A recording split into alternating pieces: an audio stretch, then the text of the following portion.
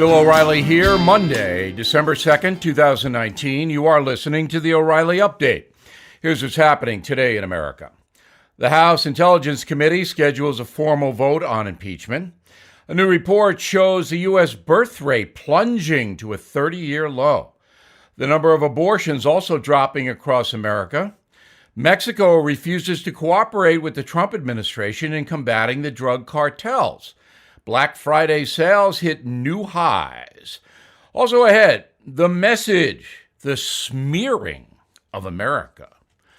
But first, the House Intelligence Committee is scheduling a formal vote on impeaching President Trump tomorrow, ending weeks of public testimony. The inquiry now heads to the Judiciary Committee. The White House announcing they will not participate in the proceedings, claiming the probe violates all historical precedents of due process. A new study shows that not enough babies are being born in the USA to replace America's population, with birth rates plunging to 30-year lows. The Centers for Disease Control confirming there were 3.8 million people born in the USA in 2018, less than needed to offset deaths. Doctors blame the decline on birth control and the rising costs of child care. The U.S. abortion rate also hitting record lows, dropping nearly 25% in the past decade. The decline, the lowest on record since the Supreme Court's historic decision on Roe v. Wade nearly 47 years ago. The CDC confirming doctors performed a total of 620,000 abortions last year, down from 1.4 million in the early 90s. New anti-abortion laws a factor in the abortion drop. Mexican President Obrador says his government will not allow the U.S. military to wage war against the drug cartels. Obrador says armed foreigners are not welcome in Mexico. Online sales setting new records on Black Friday. According to industry data, buyers spent more than $7.4 billion just hours after finishing their Thanksgiving Day meals. The biggest sellers include Christmas presents from Disney, Marvel, and Star Wars. The biggest losers? Department stores. In a moment, smearing political opponents. It's an epidemic. Right back. Debt can quietly build, and the high interest rates tied to some of your credit cards or personal loans can really impact your savings. But fear not, because I have a solution for you. It's American Financing, a family-owned national mortgage banker that employs salary-based mortgage consultants, meaning no commission, no pressure, no upfront fees. Instead, they work directly for you, customizing loans to meet your financial goals, helping people consolidate high-interest debt without starting their loan term over. They are currently saving customers $1,000 or more each month. Why not see what they can do for you? Rates are incredibly low right now, you know that. So it's the perfect time to take advantage of a free mortgage review. It only takes 10 minutes when you call American Financing, 888-462-9557, 888-462-9557, or online at americanfinancing.net. American Financing, NMLS 182334, NMLS consumeraccess.org. Time now for the O'Reilly Update. Message of the day, the strategy of smearing. My interview with President Trump last week made worldwide news. Within an hour of a transcript being released, the government of Mexico is asking for an emergency meeting with Secretary of State Pompeo. As reported, Mr. Trump had confirmed to me that he will designate the Mexican drug cartels as terror groups, and that means the USA can attack them militarily. The Mexican hierarchy does not want that. Also, the president's statement that he did not know what Rudy Giuliani was doing in Ukraine got big reaction because the former New York City mayor is being accused of interfering with U.S. foreign policy. That's part of the impeachment movement. In addition, President Trump made it clear that he believes former Vice President Biden committed, quote, corrupt acts in Ukraine. And that was part of Mr. Trump's aid holdup to that country. Now, the success of the radio interview immediately brought out the far-left smear merchants like Media Matters to personally defame me. I knew that would happen because any prominent person in this country who gives President Trump a fair hearing will be attacked. Anti-freedom of speech zealots do not want any fairness directed toward Donald Trump. The strategy is obvious.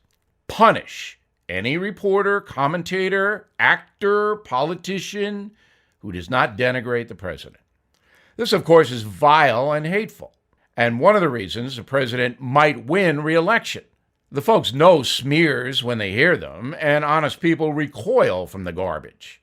The American press has badly damaged itself by treating Donald Trump so unfairly. You don't have to endorse his presidency or like him, but you should report both the good and the bad if you want to practice honest journalism. My interview with Donald Trump was old school, straightforward questions designed to elicit important information.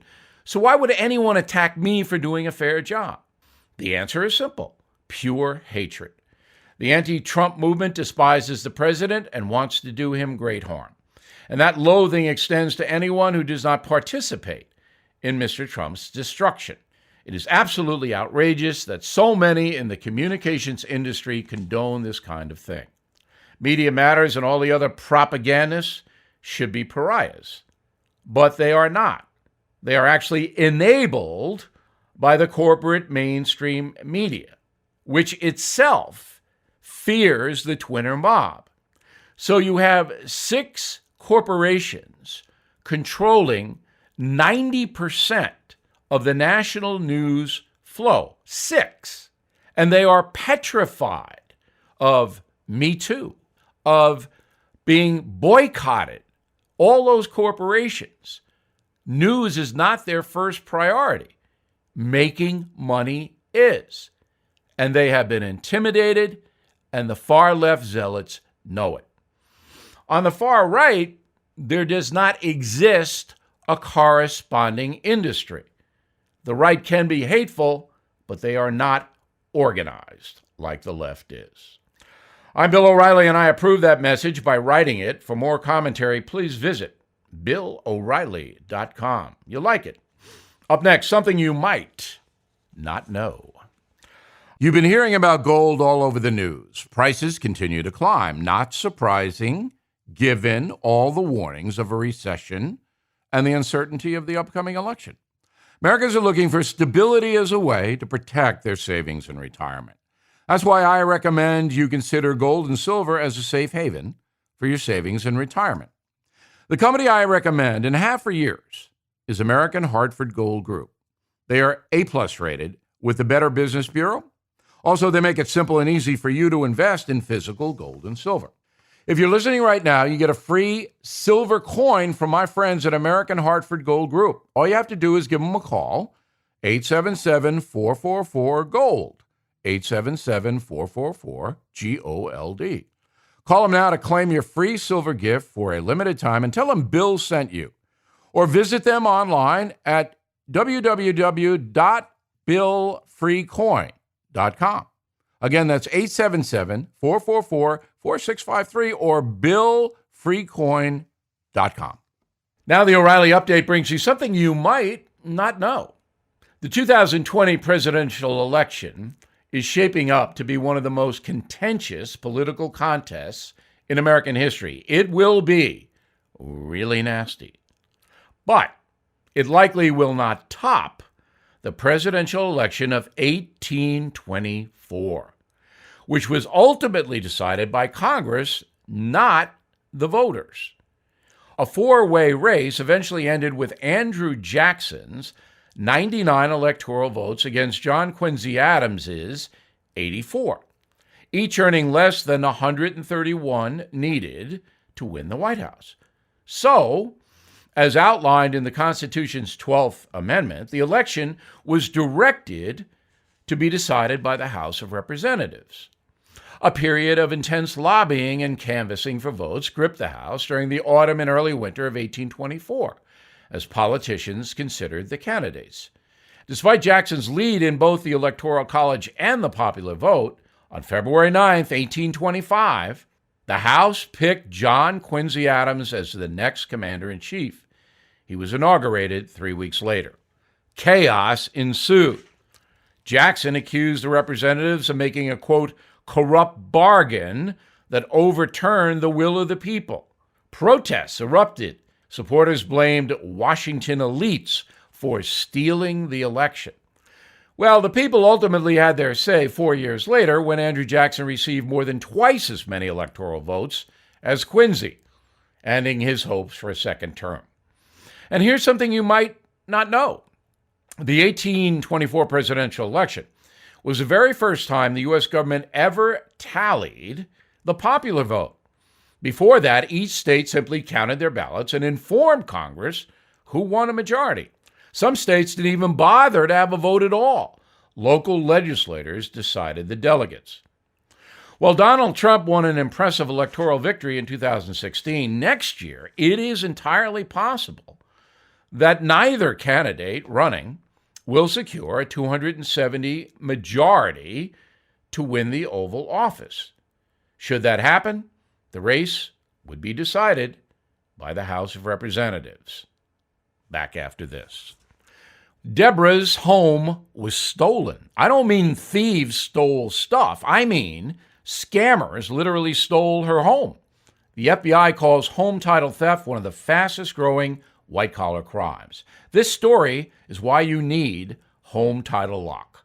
Deborah says, quote, criminals found the title to our home online and filed fraudulent documents claiming they owned it.